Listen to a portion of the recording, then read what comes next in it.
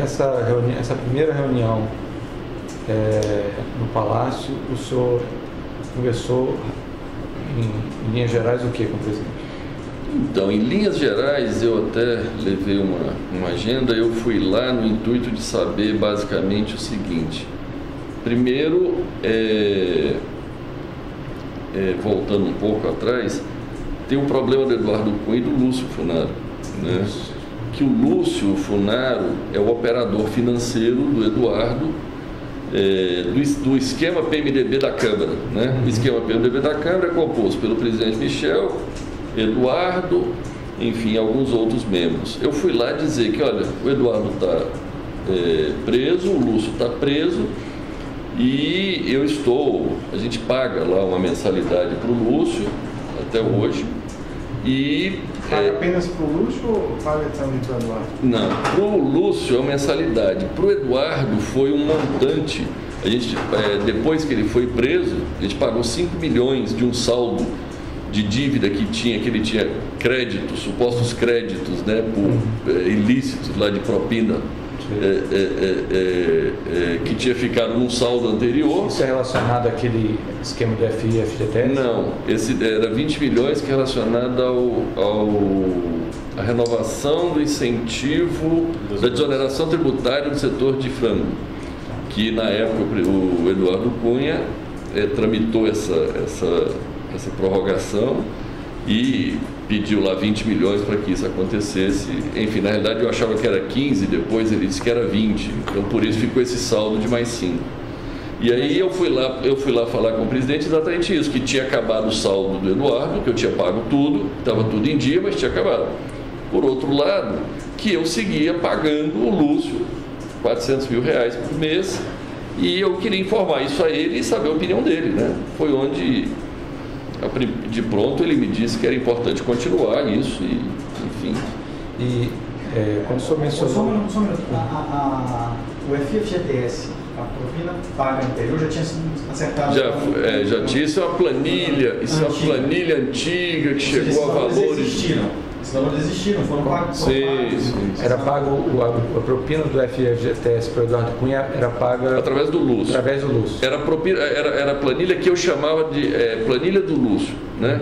Naquilo se creditava tudo, seja relativa ao Ministério da Agricultura, seja relativa à Caixa Econômica, seja relativa a esses negócios da Câmara. Só para eu entender essa situação, esses valores mensais que o senhor paga e continua pagando isso ao Lúcio, e o valor que pagou ao Michel é para quê? Para garantir o silêncio deles? Qual é a razão disso? Então, agora, ultimamente, esse é que estava sendo o problema, é para garantir o silêncio dele, para manter eles calmos, né? Para manter o Lúcio calmo lá na penitenciária, e o Eduardo também, né? O calmo é o quê? Para eles não revelarem algum fato? Calmo, eu não sei como ficar calmo na cadeia, né? Mas para ficar em silêncio e não se revelarem, né? Enfim. Não havia algum temor de que eles fizessem colaboração premiada, que eles eu sempre recebi sinais claros de que era importante mantê-los financeiramente, a família e tal, resolvidos, né? Esses sinais vieram de onde? Começou porque assim que ele foi preso, foi muito perto de... O presidente Michel já tinha assumido, né? Foi inicialmente através do Gedel, e aí, quando o Gedel foi investigado, não podia conversar mais com ele, eu fui lá falar com o presidente. E quando o senhor falou que estava cuidando, eu lembro a expressão que o senhor usou, do Lúcio e do Eduardo, o que o presidente falou? Eu ouvi do presidente claramente ele dizendo que era importante manter isso. A primeira missão minha lá era essa, era ir lá saber dele se o compromisso ainda era necessário, né? Ele me disse de pronto que sim. Tanto em relação ao Eduardo quanto ao Lúcio. Ele sabe quem é Lúcio. Sim, quando eu falei Lúcio, ele achou que era o Lúcio, irmão do Gedel. Eu ainda disse, não, presidente, não é o Lúcio Vieira Lima, é o Lúcio Funaro. Ah, tá, entendi. Aí foi onde ele disse, não. Ele fez algum comentário em relação ao Eduardo Cunha, a essa postura do Eduardo Cunha Ele fez um comentário, aquele questionário, que o Eduardo fica fustigando ele e tal. Eu entendi aquilo como um reforço à necessidade de eu manter, vamos dizer, financeiramente, né? Vamos dizer, porque o que eu entendo é que existe ali um grupo onde parte do grupo está preso, parte está no poder, né? E o Eduardo, o presidente comenta alguma coisa, o Eduardo pretende que seja ajudado por alguém, que faça alguma coisa por ele? Ele me fez um comentário curioso que ele disse: o Eduardo quer que eu ajude ele no Supremo? Poxa, eu posso ajudar com 2, com 11 não dá. Eu também fiquei calado, ouvi ele, não sei como o presidente poderia ajudá-lo. Tá. Isso foi essa gravação. Tá. Depois dessa, mais uma coisa sobre essa. Nessa reunião, o senhor disse que tinha uma agenda de interesse. Então, a primeira coisa foi falar com ele que eu estava mantendo financeiramente os 2 e o quanto isso deveria continuar e tal. Ele me confirmou que seria importante. Aí eu passei para a segunda fase, para a segunda parte da minha reunião, que foi perguntar a ele quem seria o interlocutor, dado que o Gedel tinha caído. Ele me disse que era o Rodrigo Rocha Louras, e eu ainda falei para ele, ainda perguntei para ele, falei: presidente, mas todos os assuntos, que a gente conversa assuntos, né, tem assuntos íntimos, né? Ele me disse com a palavra: o Rodrigo é da minha mais estrita confiança.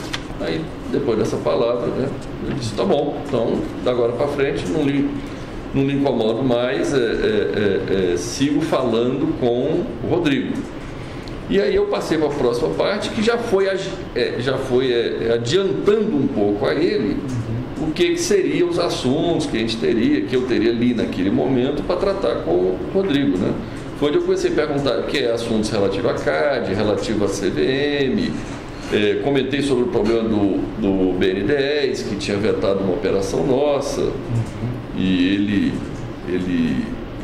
eu tive informações de que ele intercedeu pessoalmente a favor, tentando nos ajudar, e depois ele me confirmou pessoalmente que, olha, eu falei pessoalmente com a presidenta do BN10, mas ele me descreveu, eu não sei se ele me disse que esteve no Rio de Janeiro, falando com o presidente e tal, mas que no final não deu certo. O BN10 vetou a operação. E o senhor comenta, então, isso é um tema do BN10. CVM e CAD era o que especificamente?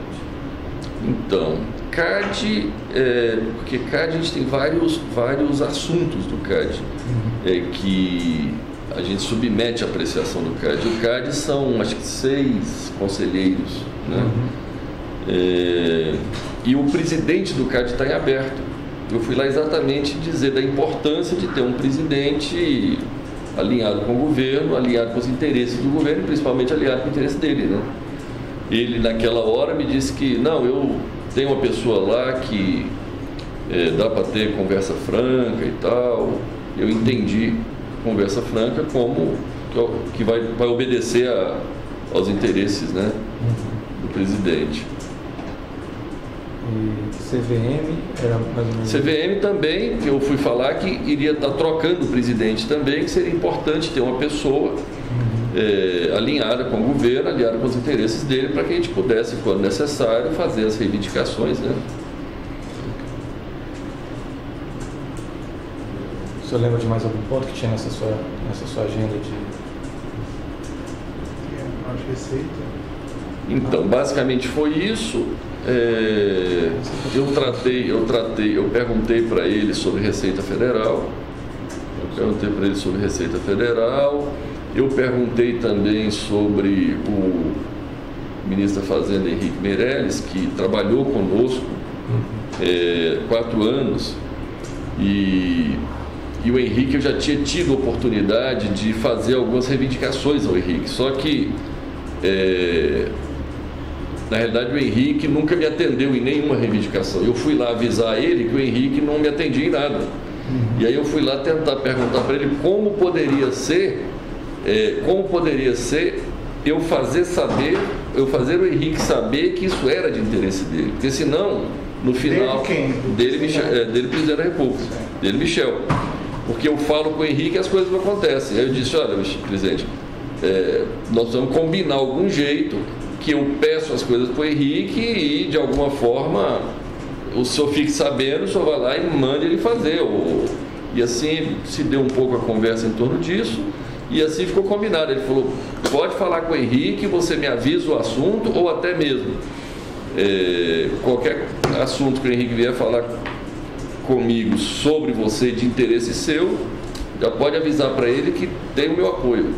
Enfim, eu fui alinhar essa parte aí desse relacionamento que não estava andando. Eu fui avisar ele que esse negócio não estava andando e como poderia andar. E basicamente acho que encerrei minha conversa com ele, combinando como poderia ser as próximas